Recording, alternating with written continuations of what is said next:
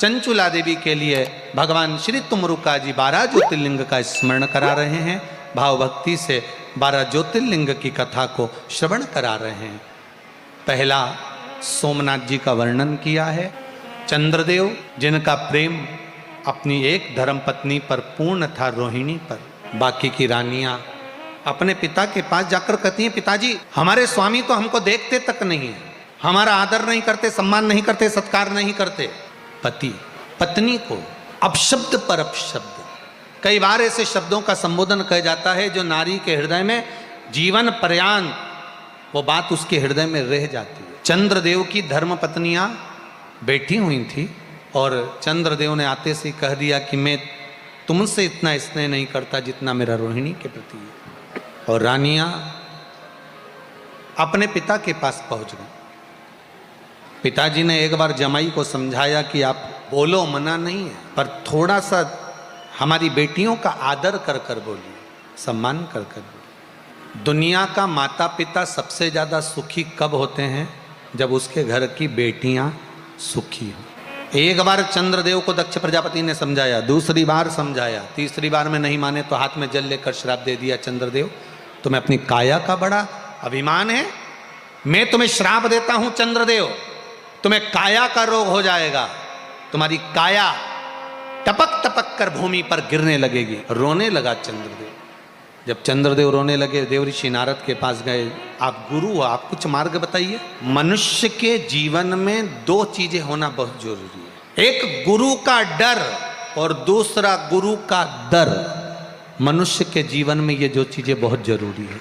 अब कोई कहे कि गुरुजी हमने गुरु मंत्र नहीं लिया या हमारा कोई गुरु नहीं है, तो हम तो कहेंगे शंकर को गुरु मान लो, उसके दरवाजे पर जाकर कह दो, पर कहो जरूर। चंद्रदेव भी बंधन में पड़ गए तो चंद्रदेव ने जाकर गुरु जी से कहा, गुरुदेव ने कहा एक काम करिए, क्या? शिव की आराधना करिए। शंकर की स्तुति करना प्रारंभ करा, शिव की आराधना करना प्रारंभ करा। भगवान भोलेनाथ प्रकट हो गए, मांगो क्या चाहिए। महाराज काया बेकार हो गई, चंद्रदेव की काया को शिव जी ने श्रेष्ठ करा, अच्छा करा। शिव जी का नाम सोमेश्वर महादेव हो गया। बोल सोमनाथ भगवान की जय। अगला वर्णन आया है श्री मल्लिकार्जुन। भगवान श्री कार्तिकेय बाबा अपने माता पिता से रुष्ट होकर श्रीशैलम पर जाकर बैठ गए। भगवान देवाधिदेव महादेव जब श्रीशैलम पर जाकर अपने पुत्र को मनाने के लिए जाते हैं तो वहाँ शंकर और पार्वती दोनों शिवलिंग के स्वरूप में विराजमान होते हैं। वो मल्लिकार्जुन भगवान के रूप में विराजे। अगला वर्णन आया है श्री महाकाल। दूषण नाम का राक्षस ब्राह्मण के बच्चों के निचोड़ कर रक्त पी जाता था। सारे ब्राह्मणों ने शिव जी से निवेदन करा।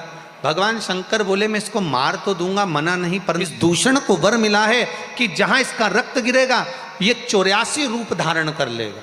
इसके 84 रूप ना हो उसके लिए आपको मेरी बहन के पास जाना पड़ेगा।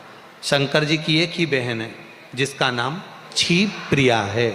क्षिप्रिया के पास जाकर कहो कि अगर क्षिप्रिया पानी के रूप में आ जाए, जहां पर इसका रक्त गिरे वहीं पर क्षिप्रिया का पानी उस पर पड़ जाएगा, तो फिर दूषण नाम के राक्षस का अवतार नहीं होगा।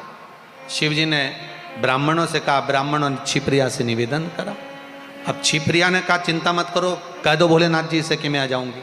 जैसे इन्होंने दूषण नाम के राक्षस को मारा, क्षिप्रिया आई नहीं। 84 रूप दूषण नाम के राक्षस के हो गए। जब दूषण नाम के राक्षस के 84 रूप हुए, शंकर भगवान को देखा, अकेले थे और दूषण नाम का राक्षस 84 रूप में था, अब मारा कैसे जाए। तभी क्षिप्रिया ने कहा चिंता मत करो, मैं जल के वेग में आऊंगी, शंकर जी के शरीर के 84 टुकड़े कर दूंगी।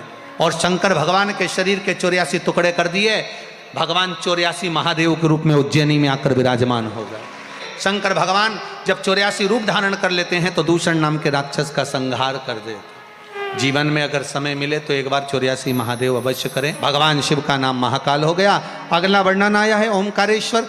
विंध्य नामक पर्वत ने ओमनाथ कर कर आराधना करी, भगवान ओमकारेश्वर के रूप में विराजमान हुए। अगला वर्णन आया केदारनाथ। नर नारायण ने तप कर कर भगवान को विराजमान करा, भगवान केदारेश्वर के रूप में विराजमान हुए। अगला वर्णन आया है भीमाशंकर। कुंभकर्ण की धर्म पत्नी करकटी के पुत्र उत्पन्न हुआ जिसका नाम था भीम, जिसने सारे मंदिर देवालय तोड़ दिए थे। भगवान शंकर उसका संहार करे, शिव जी का नाम भीमाशंकर हो गया। अगला वर्णन आया है काशी विश्वनाथ। मनु शत्रुपा ने तप कर कर भगवान शंकर को काशी में विराजमान करा। भगवान शंकर काशी विश्वनाथ के रूप में विराजमान हुए। पूरी दुनिया में केवल एक शिवलिंग ऐसा है जिसको शनि महाराज ने निर्मित किया है, उसका नाम काशी विश्वनाथ है। काशी विश्वनाथ के रूप में भगवान शंकर विराजमान हुए। अगला वर्णन आया है त्र्यंबकेश्वर। गौतम बाबा पर गौ हत्या का दोष लगा, माता अहिल्या ने ब्रह्मा विष्णु महेश को बुलाया। जानकर माता अहिल्या के द्वारा आए भगवान शिव का सुंदर दर्शन हुआ, गौ हत्या के दोष से मुक्त करा, भगवान त्र्यंबकेश्वर के रूप में विराजमान हुए। अगला वर्णन है वैद्यनाथ जी का। रावण भगवान शिव को लेकर जा रहे थे, लघु शंका लगने पर भूमि पर भगवान को रखा, भगवान वैद्यनाथ जी के रूप में विराजमान हुए। अगला वर्णन है नागेश्वर। दारुक नाम के राक्षस का संहार करने के लिए भगवान नागेश्वर के रूप में विराजमान हुए। अगला वर्णन है फिर रामेश्वरम। भगवान राम सेतु बांधकर जाने की तैयारी कर रहे हैं लंका। भगवान शिव के शिवलिंग को विराजमान कर उसका पूजन करा, बालू का शिवलिंग बनाकर। भगवान शिव ने जो बालू का शिवलिंग बनाकर उसका पूजन करा, वही रामेश्वर के रूप में विराजमान हुआ। अपने जीवन में एक बात और अच्छे से उतारी है, जब भी मौका मिले एक पार्थिव शिवलिंग का निर्माण महीने भर में, 2 महीने में, 4 महीने में, 6 महीने में पार्थिव शिवलिंग का निर्माण करते रहा करो। ब्राह्मण हो सफेद मिट्टी का, क्षत्रिय हो लाल मिट्टी का, वैश्य हो पीली मिट्टी का, शूद्र वर्ण के हैं काली मिट्टी का, शिवलिंग का निर्माण करना चाहिए, उसका पूजन करना चाहिए। शिव की आराधना करते, भगवान शिव की आराधना का सुख ही दूसरा। अगला वर्णन आया है कृष्णेश्वर। सुधर्म नाम के ब्राह्मण की 2 धर्म पत्नियां थी, घूष्मा और सुदेहा। सुदेहा के यहाँ संतान नहीं थी, घूष्मा को पुत्र हुआ तो सुदेहा को दिया गया। सुदेहा ने उस पुत्र को पाल पोस कर बड़ा करा और उस बालक का विवाह कर दिया। घर में बहू आई, उसको मालूम पड़ा मेरी असली सास तो घूष्मा है। उन्होंने सुदेहा को पूछना बंद कर दिया, घूष्मा को पूछने लगी। क्रोध आ गया सुदेहा। सुदेहा ने बेटे के टुकड़े टुकड़े कर कर कपड़े में बांध कर तालाब में फेंक दिया। घूष्मा नियम था शिवलिंग का निर्माण कर कर तालाब में विसर्जन करने जाती थी।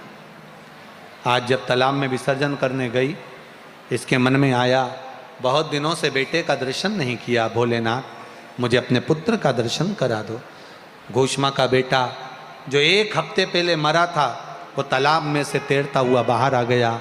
घूष्मा के पुत्र को भगवान ने जीवित करा, शिव जी का नाम कृष्णेश्वर महादेव पड़ गया। ऐसा 12 ज्योतिर्लिंग का चरित्र जैसे ही श्रवण किया गया, श्रवण करते से बिंदु प्रेत योनि से मुक्त हो गया, देव योनि में आ गया। भगवान शंकर ने चंचूला से कहा, चंचूला देख शिव महापुराण की कथा, भले तू वेधव्य है, विधवा होकर तूने कथा का रसस्वादन श्रवण किया है, पर चिंता मत करना चंचूला, मैंने तुझे तेरे पति का लोक प्रदान किया।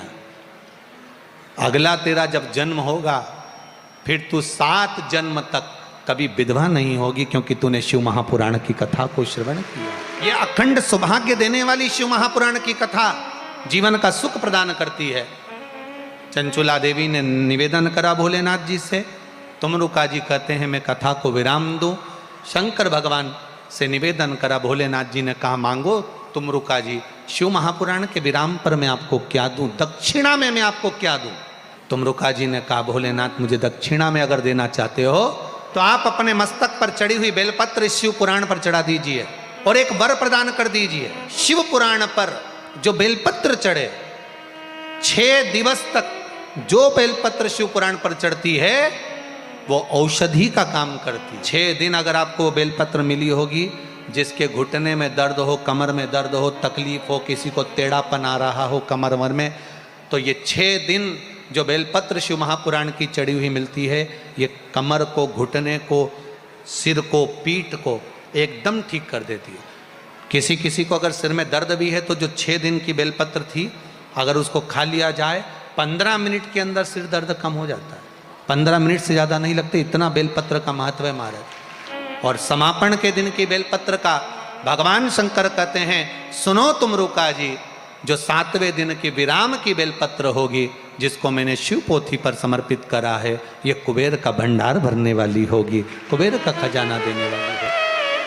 जो समापन के दिन की बेलपत्र है वो आपको जब प्राप्त हो उसको लाल वस्त्र में अपनी अलमारी में, तिजोरी में, बरकत वाले स्थान पर श्री शिवाय नमस्तुभ्यम बोलकर उसको रखना है। बाबा से निवेदन करना, हमारा भंडार भरना, घर में सुख समृद्धि देना, कार्य में उन्नति देना।